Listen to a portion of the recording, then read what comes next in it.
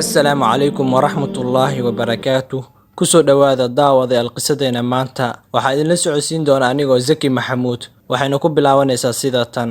Gabadhan magaceedu waa Shema. Waxa ay ka dhalatay qoys faqiir ah, mana lahan hooyo iyo aabe. Maalin maalmaha ka mid ah, waxaa qabatay gaajo aad u xun. Waxayna bilowday inay cunto ka raadsato meelaha lagu soo tuuro qashinka. Nasiib xumo wax cunto ah kama aysan helin.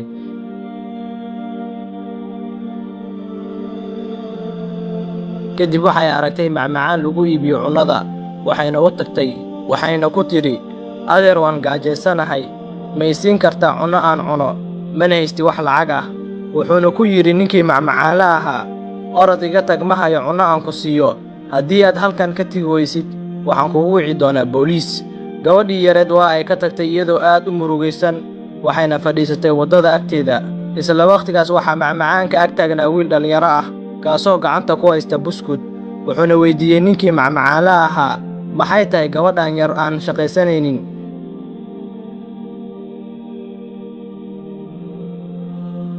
Si lama filaan ah wiilkii dhallinyarada ah ayaa ku yidhi gabadhii yareed, ma rabtaa buskud? Waxayna ku tidhi haa.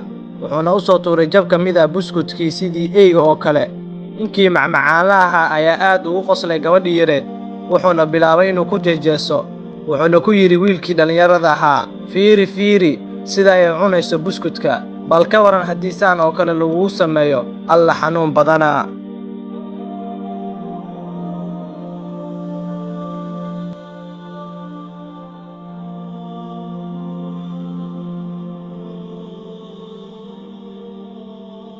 Kadib markii uu ka tegay wiilkii dhallinyarada ahaa, ayaa ninkii macmacaanla ah u yeeray gabadhii yareed.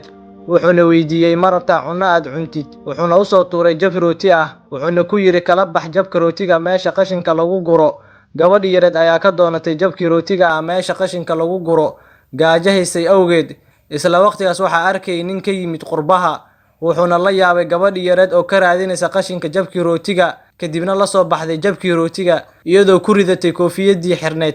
Ninkii ayaa dul yimid gabadhii yareed iyadoo jabkii rootiga ahaa ku dul cunaysa koofidii ay xirneed. Ninkii ayaa aaday macmacaanlihii, wuxuuna ku yidhi, waxaan doonayaa inaad iga gadid cunno. Macmacaanlihii, wax yar isug, waan kuu soo diyaarinayaa cunnada. Ninkii qurba joogta ahaa ayaa bilaabay inuu fiiriyo xaaladda adag ay ku sugan tahay gabadhan yar.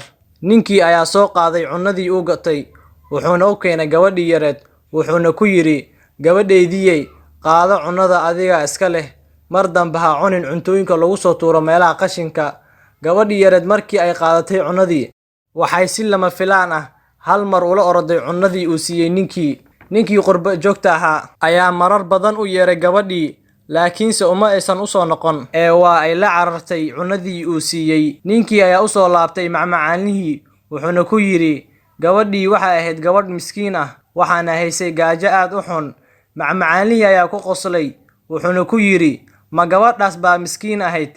Xaqiiqdii waa gabadh shaqaysan karta oo nolosheeda maareyn karta. Ninkii ayaa ku yidhi macmacaanlihii, Allah maad ka cabsatid, qiyaas ahaan da'deedu waa 10 sano jir, sidee bay u shaqaysataa iyadoo da'daasi jirta? Wuxuuna ku yidhi, waa imise cunnadii ay qaadatay gabadhii yareed? Macmacaanlihii ayaa ku yidhi, waa 10 riyaal. Ninkii ayaa bixiyey lacagtii, sidoo kale wuxuu ugu daray 5 riyaal oo kale. Wuxuuna ku yidhi, haddii ay ku timaado gabadhii yareed oo ay ku weydiisato cunno, si inta aysan cunin cunnooyinka qashinka lagu soo daadiyey. Macmacaanlihii ayaa ku dhahay ninkii, maxaad ka faa'iidaysaa cunnada aad siinaysid gabadhan? Ninkii ayaa ku yidhi, Allah subxaanahu wa tacaala ayaa ajar iyo dembi dhaaf ugu raadsanayaa. Se intuusan bixin ninkii ayuu la sii dardaarmay macmacaanlihii, Allah ka cabso, haddii ay gabadhaas shay kaaga baahato, si lacagtaan ahoo ammaano ayay kugu tahay oo waxaad siisaa gabadhii yareed. Hase yeeshee daawade, waxaad isweydiinaysaa halkay aaday gabadhii yareed? Gabadhan waxay aaday qabrigii hooyadeed. Markii ay dul timid, waxay bilowday inay ku fikirto ayna soo xasuusato dhibaatada iyo xanuunka ay leedahay hooyo la'aanta. Bartiina ay ugu duceysay hooyadeed. Dabadeed waa ay ka soo tagtay qabrigii hooyadeed, waxayna soo aaday gurigoodii oo ay ugu soo tagtay gabadhii ka yareed ee la dhalatay. Waxayna u keentay cunnadii fiicneed ee uu siiyey ninkii naxariista badnaa. Bal fiiri daawade, farxadda ay ku cunayaan gabdhahan yar cunnada. Waxaa hubaal ah daawade, gabdhahan haddii aysan heli lahaayeen cunnadan in maalmo kadib ay gaajo u dhiman lahaayeen. Daawadayaal, qisadan waxay ka ilmiisisay dunida oo dhan, waxaana hubaala in maanta ay joogaan meesha aad ku nooshahay dad la mid ah carruurtan oo kale oo gaajo iyo nolol xumo ku jira oo ay u sii dheer tahay waalid la'aanta. Waxaa kuu rajaynayaa inaad saacidi doontid fuqarada iyo carruurta agoomaha ah kuwaasoo maanta la murugaysan waalid la'aanta haysata. Wallaahi qisadan markaan diyaarinayay waan ilmeeyey, waxayna igu reebtay raad. Ilaahow u naxariiso waalidkeen. Fadlan sii faafi qisadani si ay u gaarto dad badani ayna ugu cibro qaataan. Sidoo kale kanaalka Dacwa Tube soo biir haddii aad hore uga mid ahayn, subscribe saaro si ay kuu soo gaaraan qisooyinka kale. Furo gambaleelka. Waxaanu idinkaga tegaynaa assalaamu calaykum waraxmatullaahi wabarakaatuh. Nabadgelyo.